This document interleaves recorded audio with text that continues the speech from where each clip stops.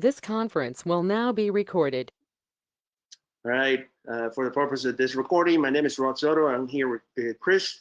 We both belong to HackMiami, and today we're going to talk about um, dangers of unregulated supply chain.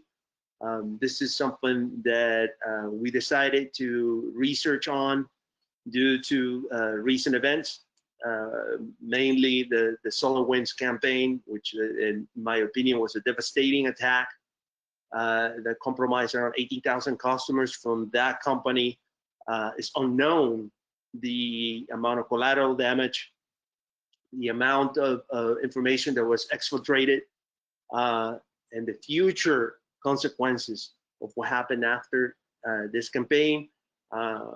I am going to say it. I am not an expert on this. This is something that we do at HackMiami. We try to teach ourselves new things and research on new topics. And this is how we learn. And as bumpy or as trial by error that it can be, it's the way we advance. It's the way we look at new things. And obviously our interest peaked after this whole SolarWinds campaigns. And I'm going to let Chris introduce himself. Hi everyone, I'm Chris, but I'm known as Blue Flots of HackMiami, and basically it was Rod here first introduced me to like the rest of the HackMiami when I just decided to go down and see HackMiami for myself for the first time for like, I think it was, what year was that, Rod? Like back in 2019? I think it was 4 years ago, right? Yeah. Yeah, I just was down there at the beach and was like, "Hey, I heard about HackMiami. Here to 10. They got the cool badge." And was like, "But it's a Friday, so I knew that was training for Rod." So I was like, "All right, so what do I do?" I was like, "Well, why don't you go upstairs? There's a guy named Rod Soto up there. He's teaching the class." I was like, "Okay." So and that's where we met. And so basically, currently what I do right now is I'm an incident responder with Alchemy Technologies. I've been there for almost 2 years, and then previously I've got experience with the Army in security communications, and then DoD contractor. But I think what's relevant though in this particular talk though for me is I worked with a small company, and they actually utilize SolarWinds. So I know this firsthand because actually one of my jobs in that time frame while I was working with this company is that basically I handled SolarWinds, and I was interacting with one of the said customers that Rod was talking about. But when I go in to talk to it, you realize that it was more than just like customers, like customers of customers, and it's just a domino effect. So it's a little doozy. So back to you, Rod. Awesome. So I'm hoping that you can provide today some of your personal experience. I used SolarWinds in the past. Never been in a position to be on MSSP level, but I know them. They actually had good products. Actually, to be honest, they had some applications that are very useful and that I used before in my life of system administrator. Actually, so let's go ahead and let me share this.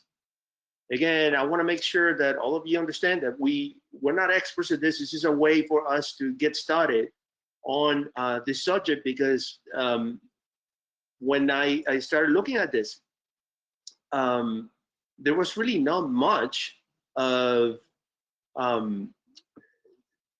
particularly in things that you can sort of a apply or even with colleagues. So it looks like many times this is sort of a specific to certain scenarios and size of companies. After I learned that this can actually affect small companies as well. So I was not really an expert on this, and I try to basically do this research in order to bring myself up onto what things we as defenders need to look at when we are in approaching the risks of supply chain management. So let me, I'm going to start with, can you see this right, Chris? Is it okay? Okay, good. So you already heard from us. I co-founded HackMiami, Pacific Hackers. Chris is a member of HackMiami. He's an incident responder and a security researcher as well. He started with us 2-3 years ago, and Chris is another example in a success story of what you can be. He came from the armed forces. I was trying to break into cybersecurity and kept coming to our meetings, kept participating in CTFs, learning himself about many things that we discussed in our meetings and documents and information we share, and eventually we were able to help him transition into InfoSec, and now he's full-time. So here, what is supply chain management? So I took a generic definition of supply chain management. This one specifically says that supply chain management is the process and activity of sourcing the raw materials or components an enterprise needs to create a product or service and deliver that product or service to customers. By the nature of this definition, basically it looks to me like in a sort of an ecosystem where a company grabs stuff from other parties, essentially third parties, in order to put it together and eventually deliver it to a customer. And we will see that in the next slides, how this actually represents an entire attack surface that can be affected, that can be tampered with, and that can affect the bottom line, which is your perimeter or even your product. So here's some of the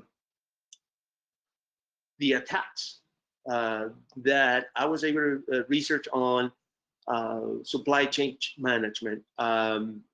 Basically, I took this from MITRE, which is the government entity that basically produces the nomenclature of most of what we actually consume in InfoSec, like MITRE ATT&CK or CVEs or KPEC. So basically, there are 4 types of attacks that involve supply chain management: malicious insertion of hardware, malicious insertion of software, malicious insertion of firmware, and malicious insertion of a system information / data. So we're gonna take a look at all of this during this presentation, but you already can probably tell how this type of attacks are, and we're gonna look at them in a little more detail. So here's before we get into the specifics of the attacks, an historical perspective of the supply chain management campaigns, and we have one that just happened. We had one in 2015 that involved Juniper Networks, where basically there was some sort of a exploitation via the use of bypass authentication, and code was changed. You also have another campaign in 2015 called Xcode Ghosts, which targeted iOS developers by sending them a fake Xcode version. If you're aware, Xcode is usually a framework that Apple developers use. In 2017, we had the NotPetya, basically targeted a accounting software provider, which in that case was MeDoc, And actually, I did a little bit of research on this campaign, and this campaign was pretty interesting because my suspicious as of today is that during NotPetya, there were several payloads. Some of them look like actual ransomware, but the ones that were directed to the actual target, which was many of the government organizations, including utilities in the targeted country, were destructive.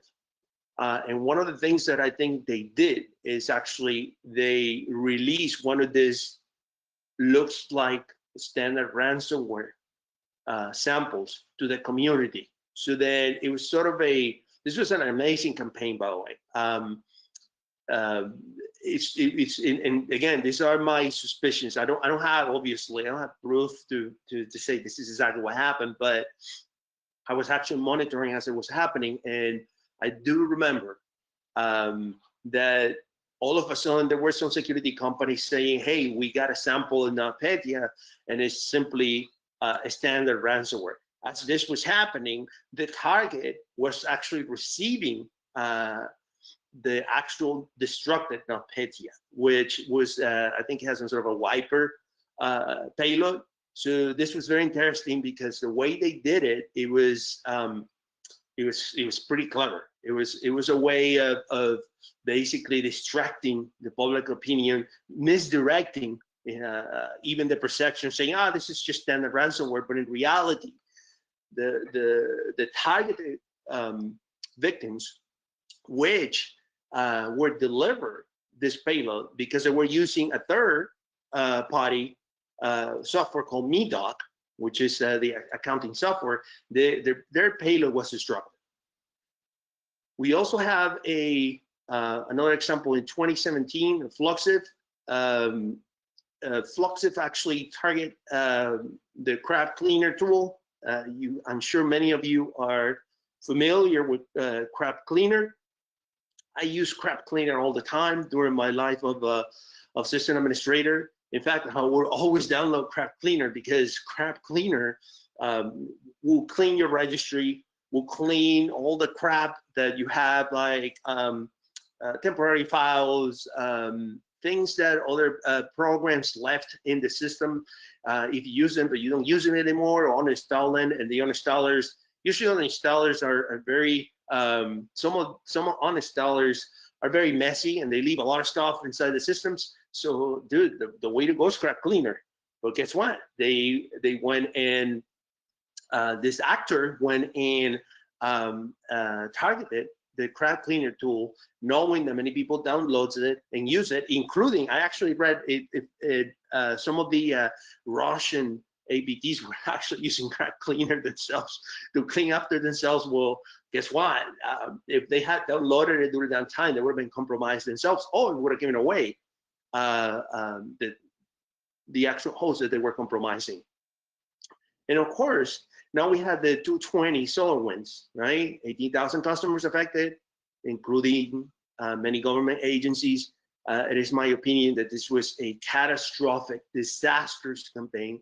And I'm gonna let Chris in a minute give his point of view, because we, in my opinion, I'm gonna say this is a personal opinion, we were lucky. And we were lucky because this seems to be mostly espionage, but this would have been an actor that wanted to basically be absolutely malicious and destructive. This would have been catastrophic, not only for all of us, for our country in general. I've seen the result and the effects of campaigns like the ones against Saudi Aramco, where they wiped 30,000 servers. I've seen what can happen in terms of real life. We just saw a little example of it with Colonial Pipeline. These type of attacks are in nature destructive. They really can cause real life effects. And we're lucky that in the case of SolarWinds, there was no destructive payload that we know of as of now deployed, and it looks like it was mostly espionage. That's my knowledge until now. Maybe we will find out later on that there is other types of payloads that may have been left in. I don't doubt that could be the case, but I'm gonna say it again, we were very lucky because if these individuals, instead of doing espionage, would have been driven by destroying the systems, all of us, we would have been in huge trouble. And then before I let Chris talk a little bit about it, we just have another campaign, which is also of supply chain nature, which is this Novellian group, which apparently is from Russian origin, or is said to be of Russian origin, which basically compromised Constant Contact.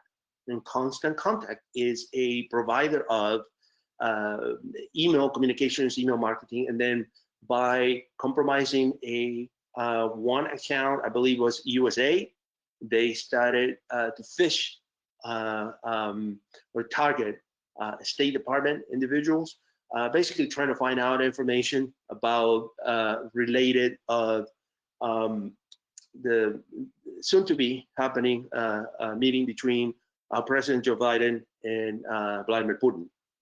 So this is another example of the importance and the effects of supply chain management campaigns. So Chris, you wanna give us a little bit of your take on the SolarWinds? Yeah, I sure can. Let's see, can you go to the next slide? Yeah. Okay. So basically, before I joined HackMiami, I was working for a vendor down in remotely, though I could say, but this vendor was primarily located in Fort Lauderdale, and my job there at the time was basically just like basic IT support. That's all it was really, and then the occasional looking at being a system admin, making sure computers were patched and such. Now, what that I never handled, and before this, I never handled SolarWinds before. Never touched it. Didn't really see much of it when I was in the Army or in the DoD contracting. But when I started to interact with it more and more, I was like, okay, yeah, this is kind of like a real hyped up version of, at least in my view, it's like a hyped up version of remote desktop. So in the case, it's like, you have the vendor handling this client, which this client, by the way, was located mainly in Palm Beach. However, they had an office also an office in Fort Lauderdale. Now, once I get more and more into it, I realized that this was more sensitive and more like, revealing on to the client itself. And we were helping with this client who basically is in IT support, right? So like in this case, like in this slide right here, it's like with the CSA issuing the bulletin on SolarWinds, but beforehand, before this bulletin, there really was not much issue, and it was like what Rod said, it was widely distributed among agencies and other private sectors too. And it was a means of like, okay, it's simple, it's pretty well built together, and let me see if I can share this, or at least put it in the chat. They also had a disability here too, I'm gonna put it in the chat, to enable 2FA, two-factor authentication. So the way it works is in this remoting in, I'm here in, say, near Tampa, and the client's in like Fort Lauderdale, and then like, we were chatting in real time. And I could actually call them too, but the chat was actually faster. And then they had the issue like, hey, I'm having problems. Okay. And then I remote in. Now with SolarWinds, this was more about the control was more on my end, less on the client, because what it took is basically once you had your workstation set up, then you just had to like install maybe 2 or 3 programs really on their end.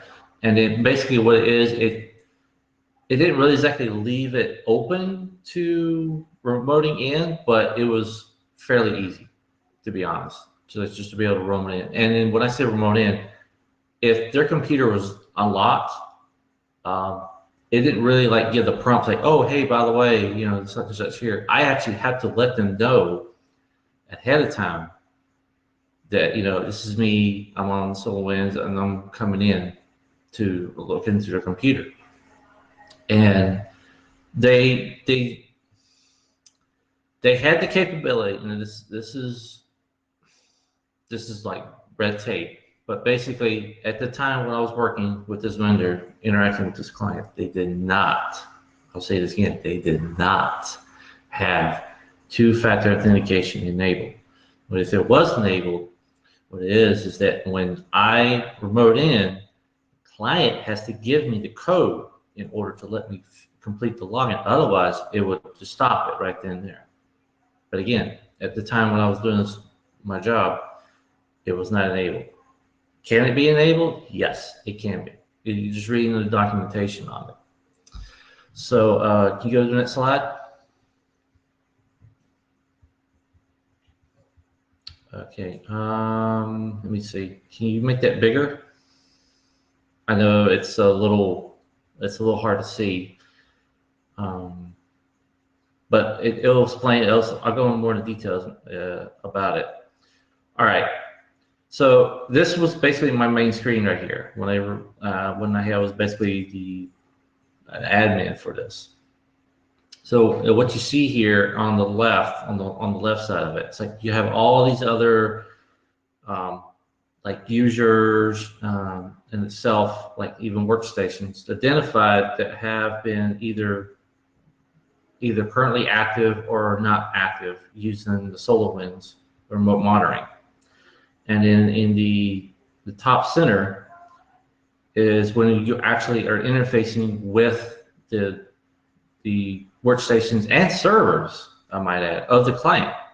So say this client had a terminal that was having issues. Well, I would still to be able to remote in just as easily, just basically by right-clicking and just enable remote desktop. That's basically all it was, and it went straight to it as long as the computer was on. But there was a caveat to that with this software that you're seeing in front of you, you can enable like remote code execution on this. Not just like, you know, just like remoting in like a remote desktop, but like you can actually do a lot of stuff, a lot of opportunities, a lot of vectors you can do with this. And then what you see right there too also is like the status of that said workstation, or even like if you look on the tasks too, like it shows you like servers, workstations. So again, I can interact with the server too. And I could put, and then like what Rob was saying, like you can enable like malicious software on there. Like I can install a keylogger on there if I want to and get the credentials. Because even though it was the SolarWinds, they still use Microsoft 365, but that they didn't still go get the credentials for it just by using this remote code execution. But what I found what was immediately disturbing, what this client had was they were, I'm not trying to reveal too much detail about it, they were into travel.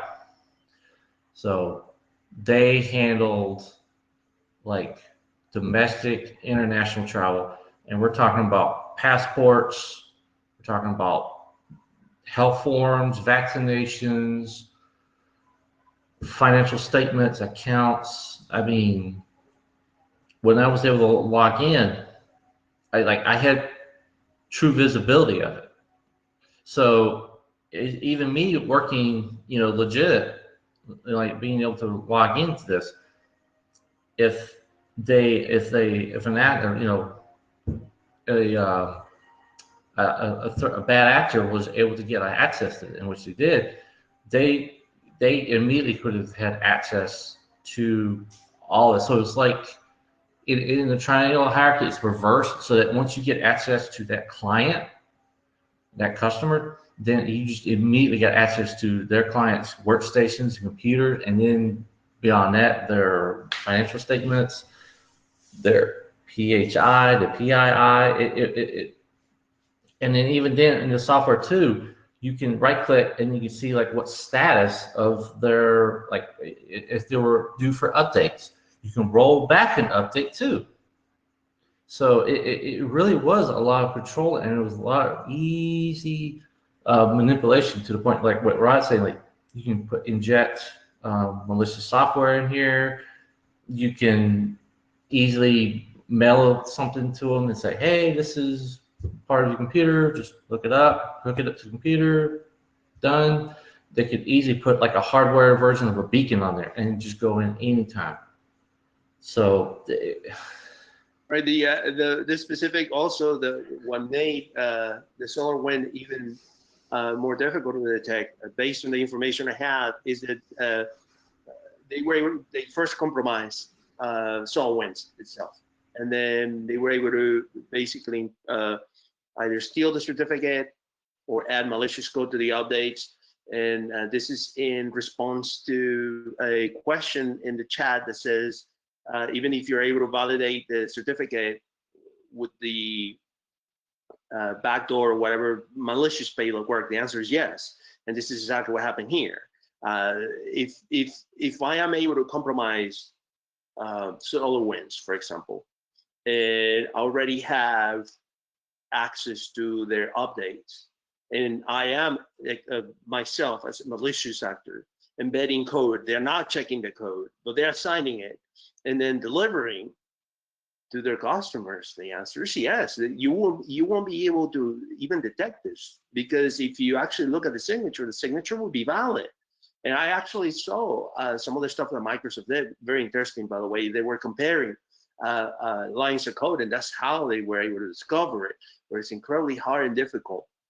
That's why supply chain management attacks are very difficult to defend against, because we will see soon you depend on things that you can control. And very good that Chris was able to tell you firsthand how powerful specifically this tool was. And this is not just one, there's many other. We had seen campaigns that involve other software like TeamViewer, for example. And there are many others. It doesn't just need to be. yes. So, the thing about SolarWinds is SolarWinds was good reputation, and it had an incredible amount of government clients. I myself would have used it. I was actually surprised when I heard that they were compromised, because I had used SolarWinds in the past, not just the agent, but other tools that they have that are actually pretty good. So this is actually very telling. And the adversaries are now looking at sources that we trust, because obviously other ways are harder to go through. And we will see that in as we move on this. Something else you want to say about this before we move on, or are we ready to move on this? Yeah, it just basically, like, if you still utilize this, even what's happened, I would highly recommend that you push this enable two-factor authentication, because at the very least, if they still get malicious code and injected in back into it and then try to push it, that's one thing. But if you still put this 2FA inside SolarWinds enabled, it at least gives the client some type of a barrier or defense that prevents them from getting inside the actual workstations or servers. Good point. So actually, you know what? You can actually go on this one. This one is actually, if you want to go on this one. Yeah, so basically, like, okay, so I believe it was FireEye. Am I correct, Rod, about when they first detected the issue? Yeah. Yeah, so they were like they must have saw they saw something initially and it didn't quite right. So they looked into like what Rob was talking about, like the code, and like, wait, that's not right.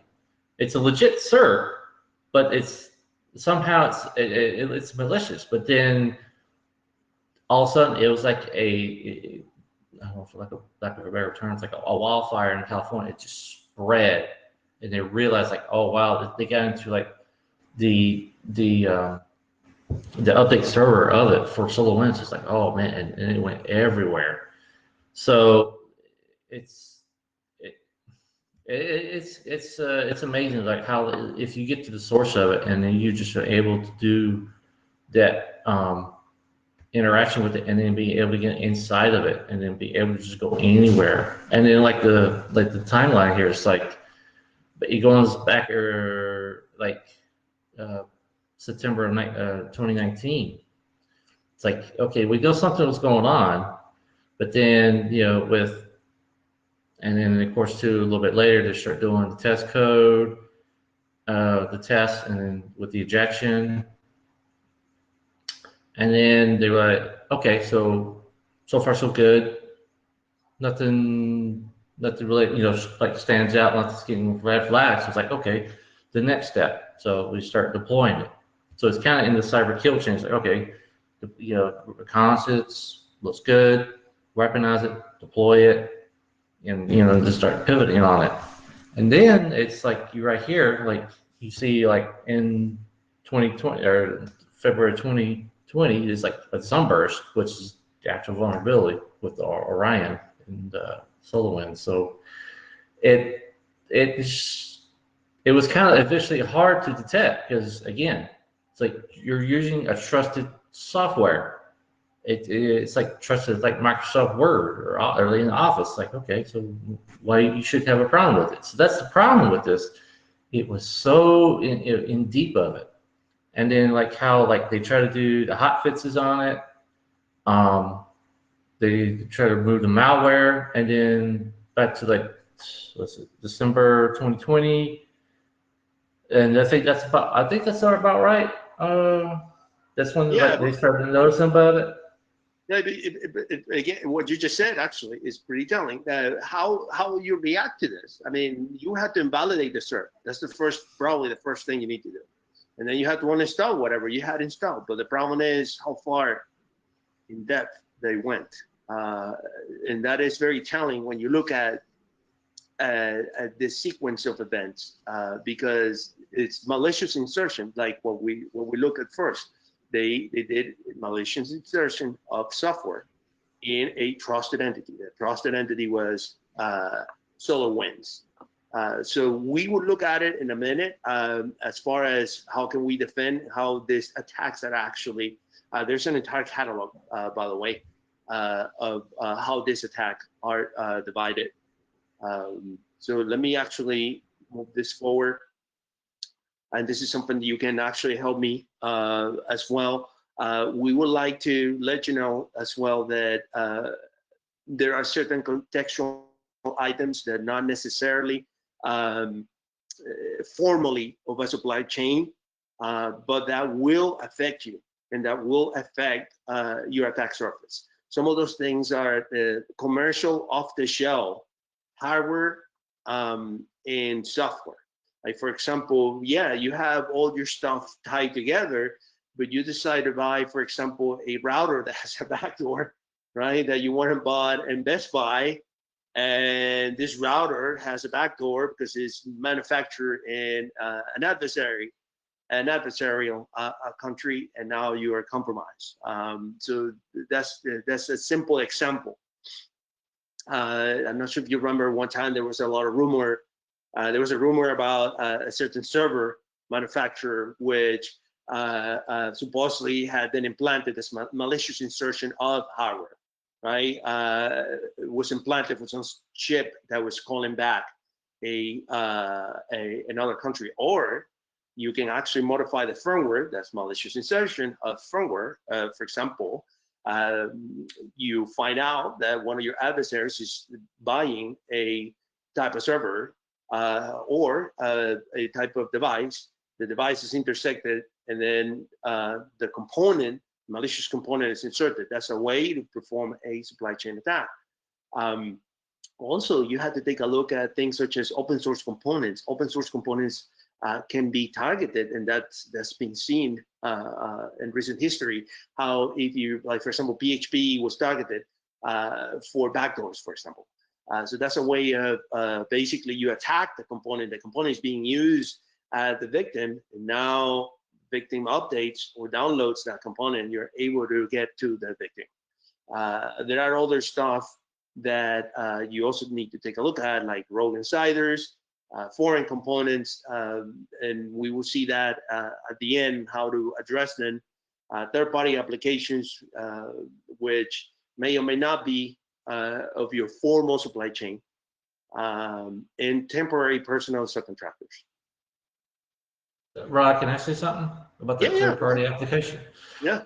So with the vendor I was working with and handling the customer, and like what we did, we set up basically a business Office 360 with this customer, and that was another, I guess, another domino of that being able getting SolarWinds breached, so that when you interacted with the said client, like workstations, you also had visibility of their Office account too, which unfortunately, again, red tape with the client, they did not have two-factor authenticated enabled for their Microsoft either.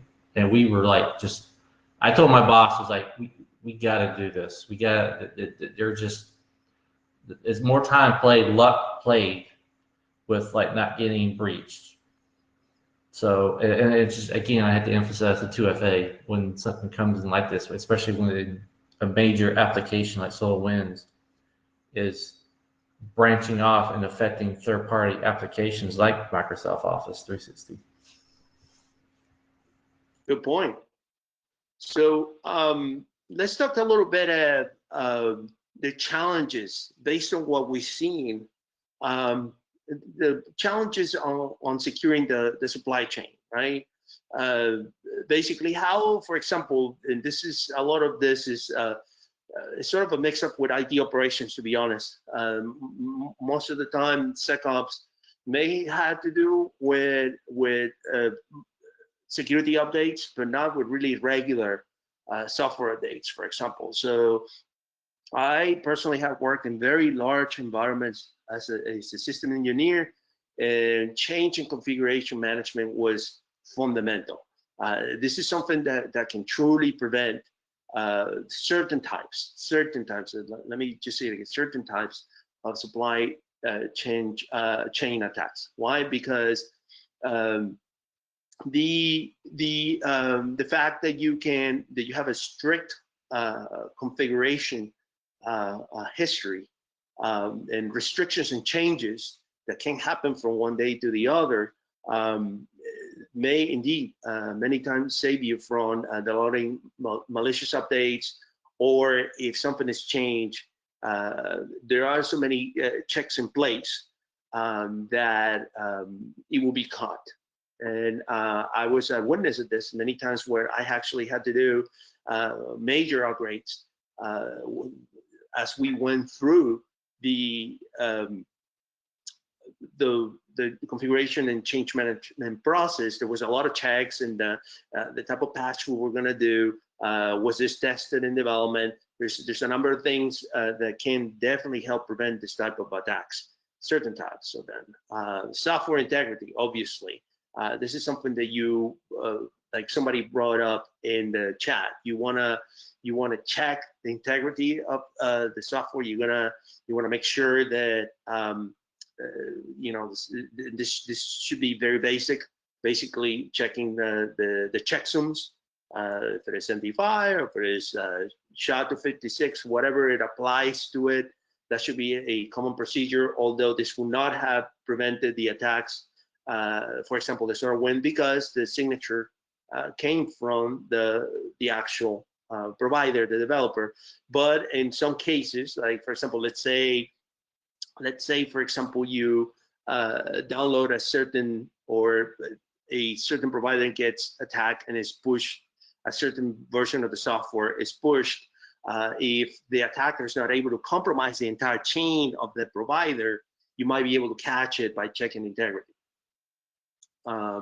Also, you want to pay attention to inventory of assets and components within the chain. Basically, you want to know and make sure that you are aware of every single thing that is involved in your supply chain, like Chris says, including third-party applications and origin of components, origin of applications and components, and then you have to keep track and inventory. Without asset inventory, which is something that is very basic and sometimes it's forgotten in many of IT and security circles, and that's your starting point. You have to know, what is it that I have here, hardware-wise, software-wise. Also, things such as the software development cycle security. And this takes us back to, are there open source components that are exposed?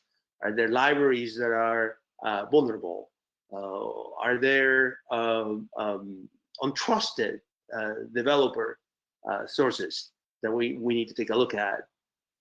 And reiterating this, third-party personnel and vendors, obviously, you have to, there has to be a management and control, because obviously this may affect you in the sense of this type of attacks. So let's see, you have something, any comments on this, Chris, or we're good?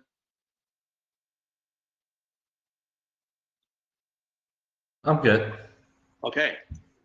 So let's talk a little bit about the MITRE supply chain attack framework. I was actually, like I said before, this was a driver for me to research about the open and available sources of information in regards to supply chain attacks.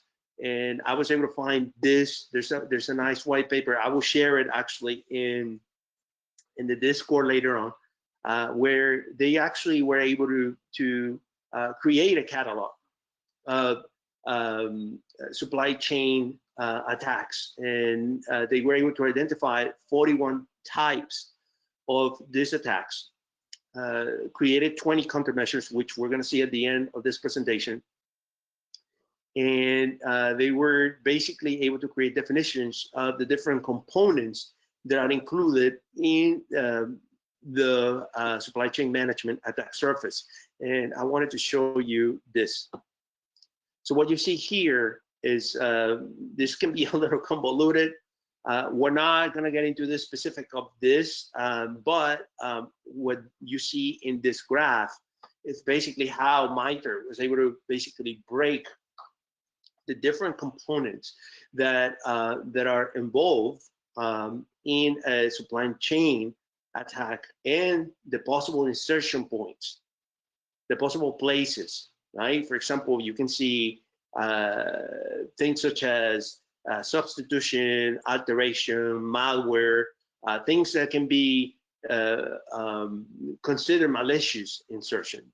You can also see how the things that are directed or components that can be directed at, like system software development locations, internal environments, parties that are involved in the supply chain, such as subcontractors, prime contractors, or even hardware and software components. Here's another example of the supply chain points of attacks. And this is something that we're not really going to delve specifically attack by attack, because we'll be here forever. But it's important for you to be aware of this, and you can actually research this. You can read on this and apply this to your environment and see, try to address if you are exposed and how to mitigate. Not sure if Chris, you have any comments on this, or we're good to go. Yeah, it's just like what you were saying, Rob, about like the type of attack with the firmware and how basically you just go insert it into there and see how like you follow like basically with the P8, it just traverses throughout, and then it's like trying to stop like a runaway train at this point now. That's actually a good example. That's a great example. Well, maybe you can help me in this one, Chris. Here's the attack identifier 821, and I took this from the catalog to bring up an example. Right, in this case, it's a software update that contains malicious code. Is applied to the system being sustained. So the attack vector, for example, is an adversary that can leverage, or has leverage against an automated process, whereas it's going to be, this update is going to be downloaded and installed. And by doing so, then obviously you're able to compromise whoever is installing this update.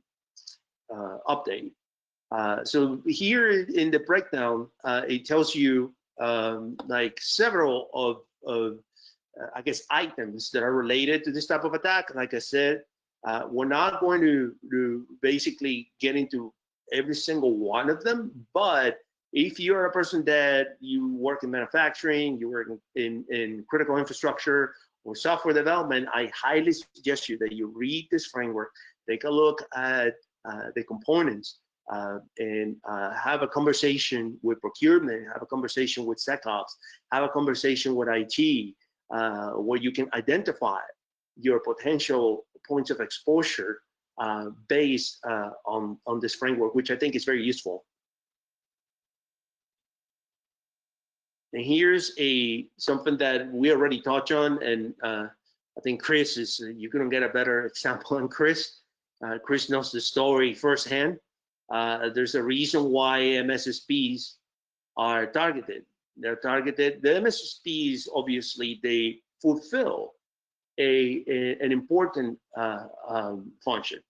Many companies, they don't want to have a full-time IT person. Many companies can't afford it, right?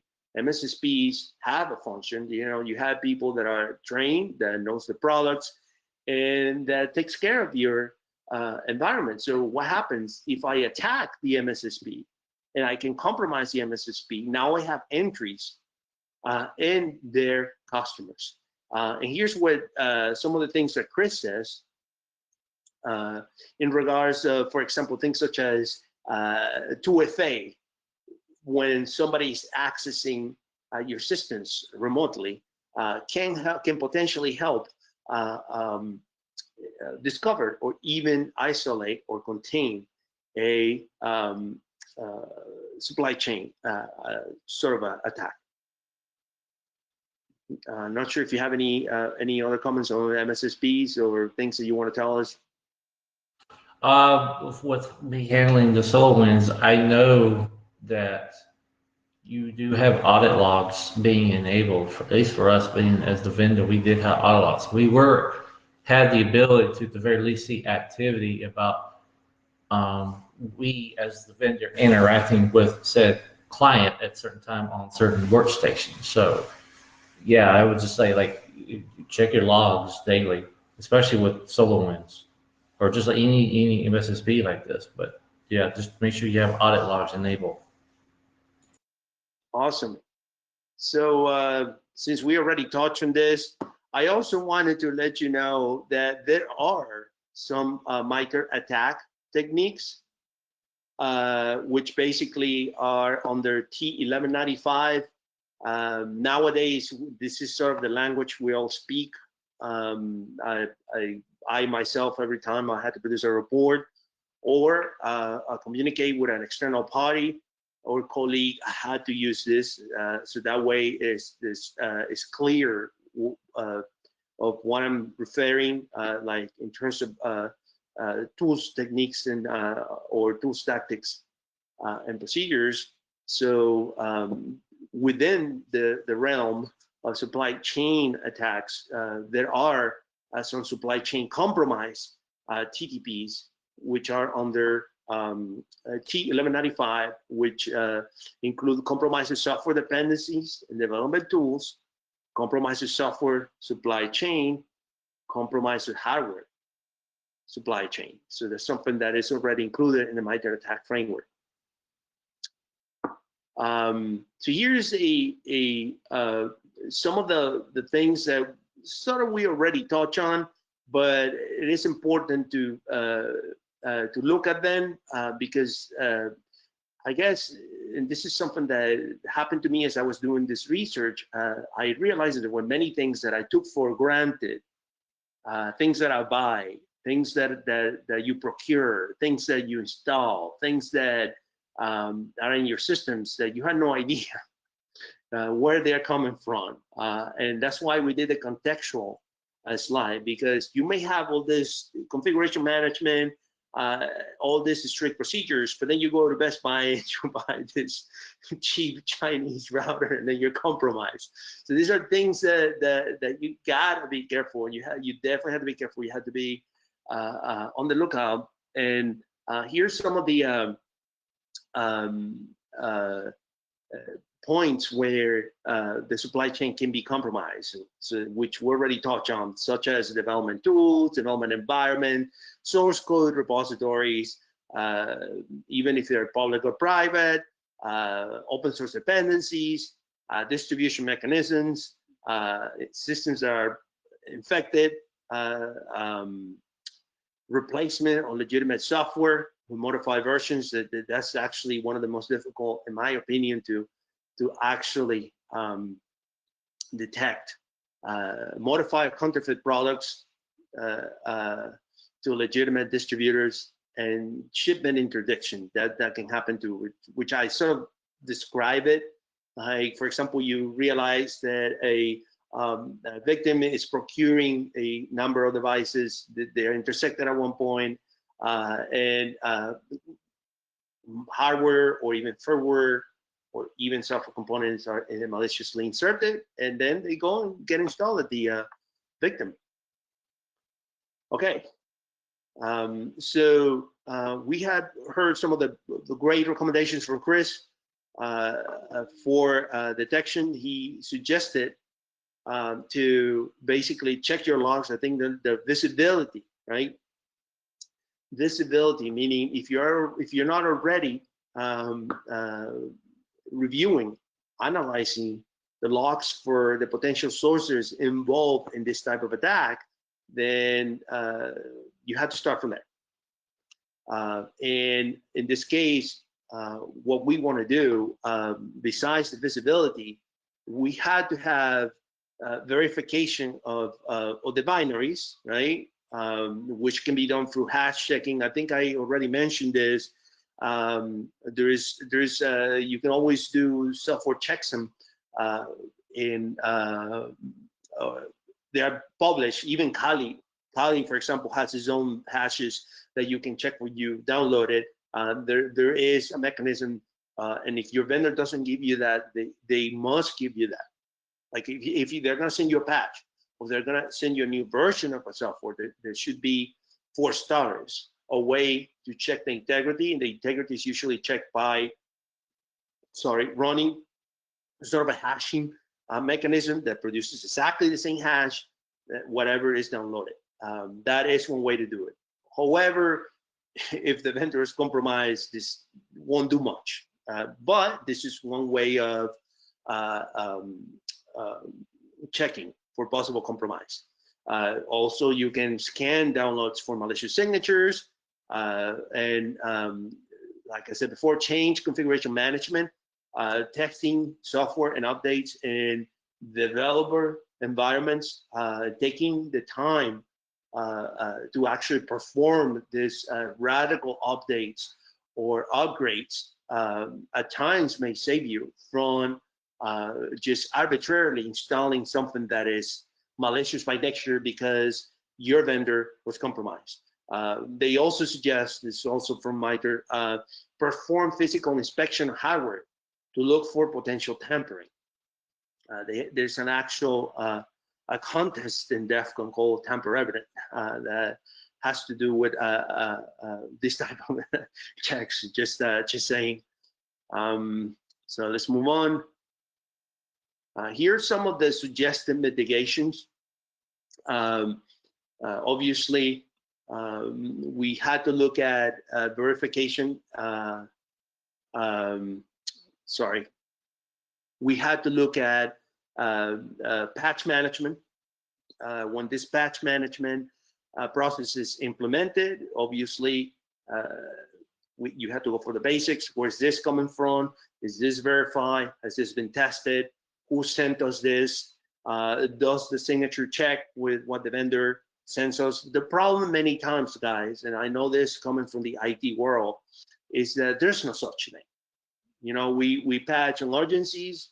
You know, we're told we had to push the service back. We're told there's this new threat and we had to update and apply a patch, and that's perfectly fine at times. But if you are a company that is aware of risks and is highly targeted, you know, these things have to be done through a process.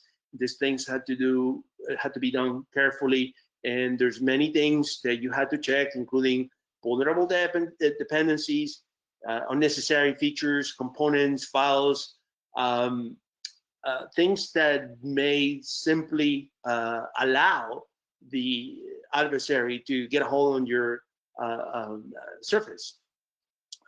And one of them is obviously paying attention to the software update management, or even updating the software when it's found to be vulnerable.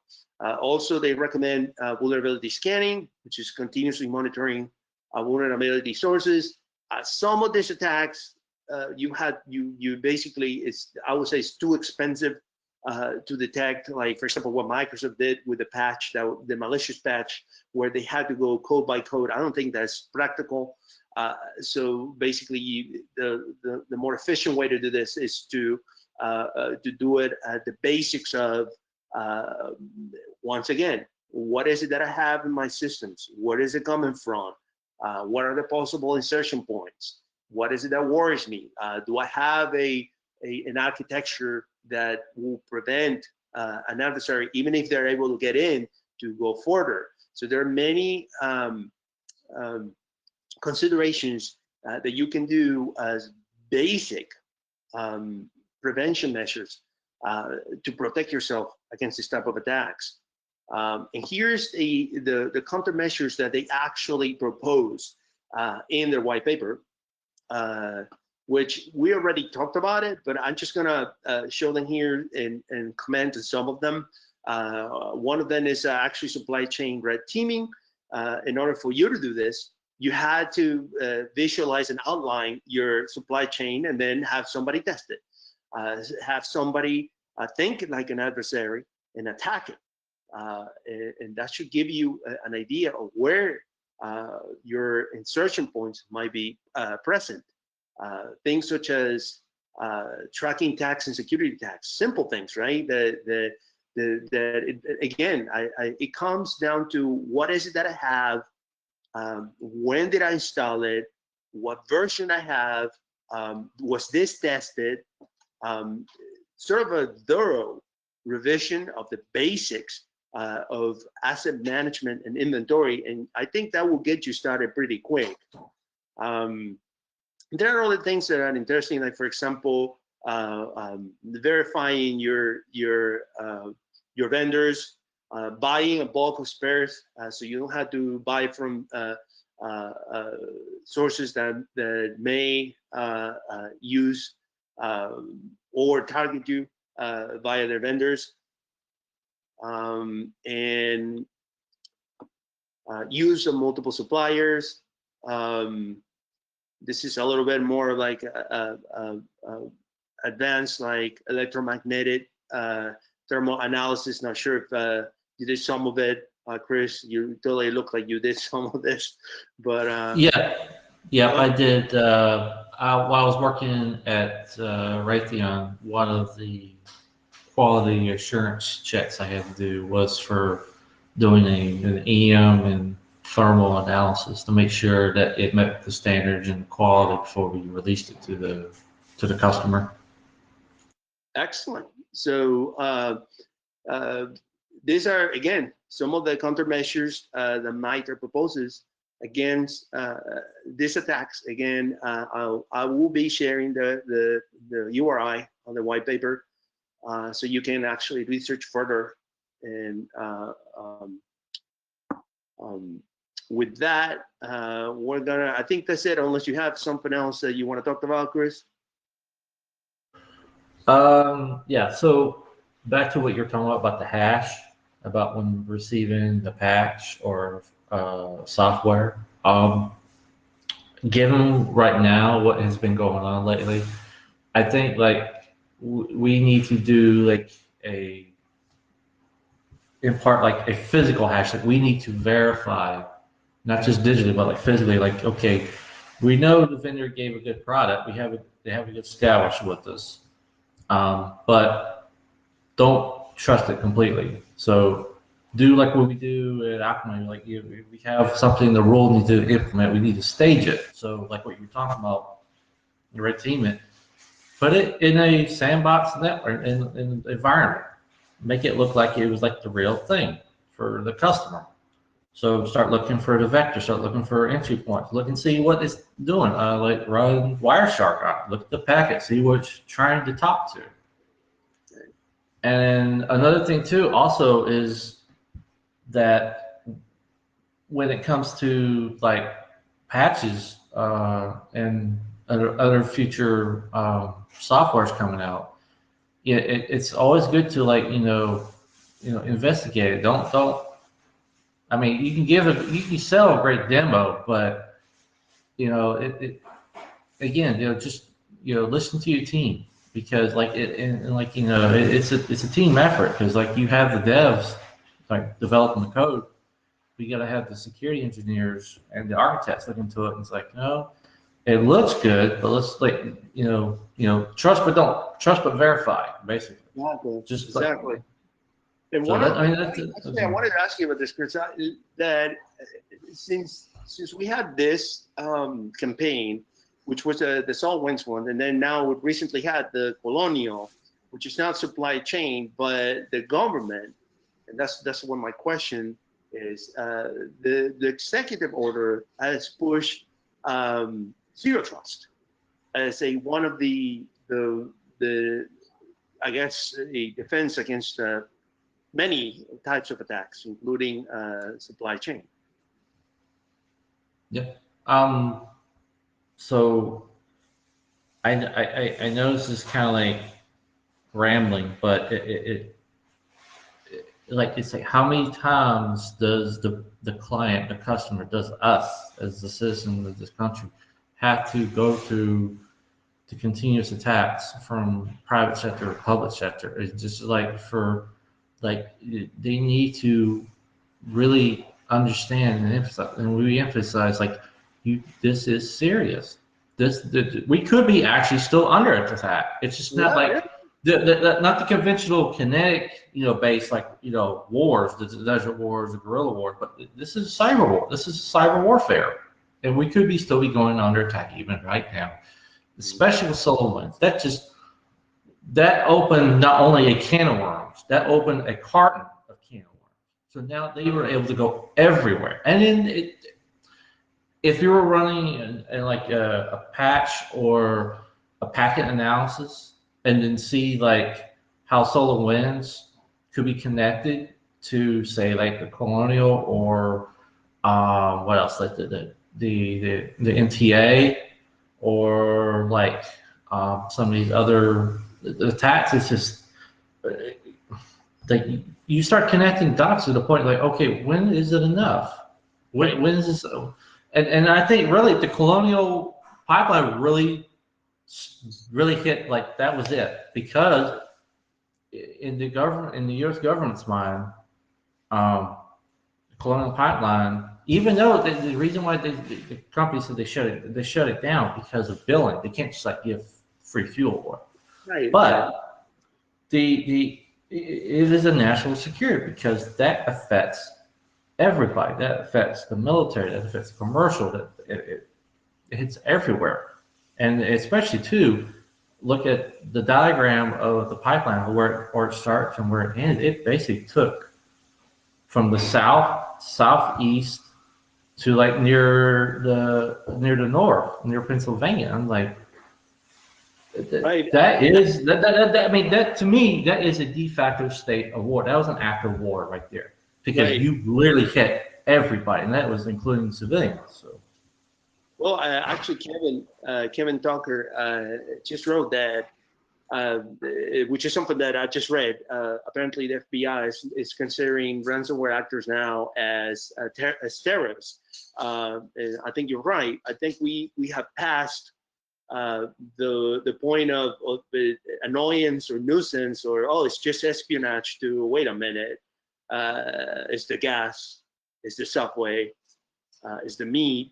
What else is next? Or it could have been the government, if you think about it. If they have gone disruptive of SolarWinds, I mean, yeah, disruptive, who knows how many services from the actual government. So I agree with I, you. I think like with the SolarWinds though, I think we still have not seen the end of this yet. I don't think Right. we're still assessing it, and right now I think what we're seeing is just like the ripple effects that then gaining access to compromised credentials, logins, or in this case, networks or equipment that is not even patched, and they're just sitting there. And we need to emphasize that equipment itself that we get, regardless of the sector or vendor you work for, this equipment will not update itself. You still have to physically or like put in the code and say, yes, update. If it affects your revenue or your operation of business, well, put this in perspective. Look how long the Colonial Pipeline was down because of this ransomware, or the food packing, or the MTA. I mean, and other previous attacks. Look how long they were down for. And we're not talking about like hours. We're talking about days, sometimes weeks. Versus, okay, we can run this patch. We need to run this critical update to these systems.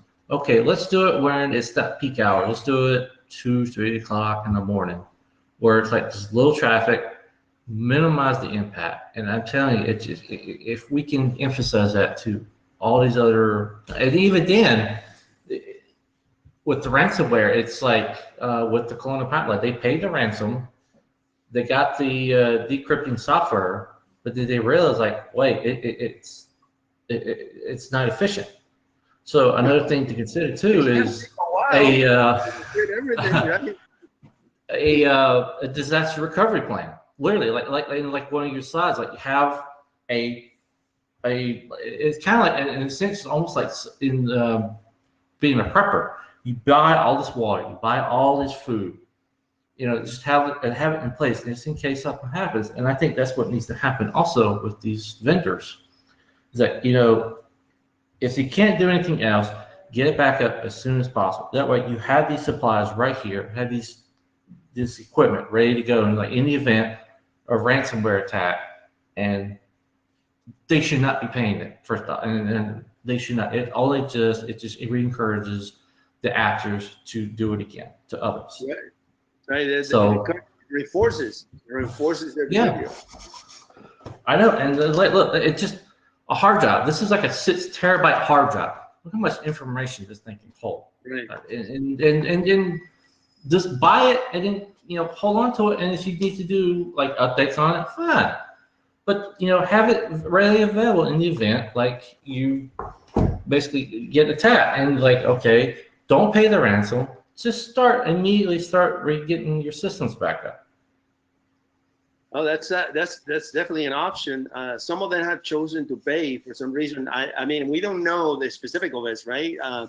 We don't know if they really got them good, which is what this is what I think. I think they got them so good that they had no other choice but to pay. And the criminals know that. That's why they do their job first. They take the exfil, right? Ransom, move around and make sure that they got all the backups and everything they need to get. So that way they leave you one alternative, and that is pay. So I know we're diverting a little bit from the supply chain, although it does have a little bit to do with it. But at the end of the day, overall, I think it was SolarWinds what really started, in my opinion, opening my eyes of how bad things are, and I can see it has gotten worse right after that, which is now we have all this ransomware campaigns, but it tells us how vulnerable and how unprepared, is my opinion, not only government, but private sector. The SolarWinds obviously it's private government, and when the ransomware, it looks like it's mostly the latest campaigns are vertical, critical infrastructure type of companies. Yeah, yeah, and it's just. See if somebody has a question.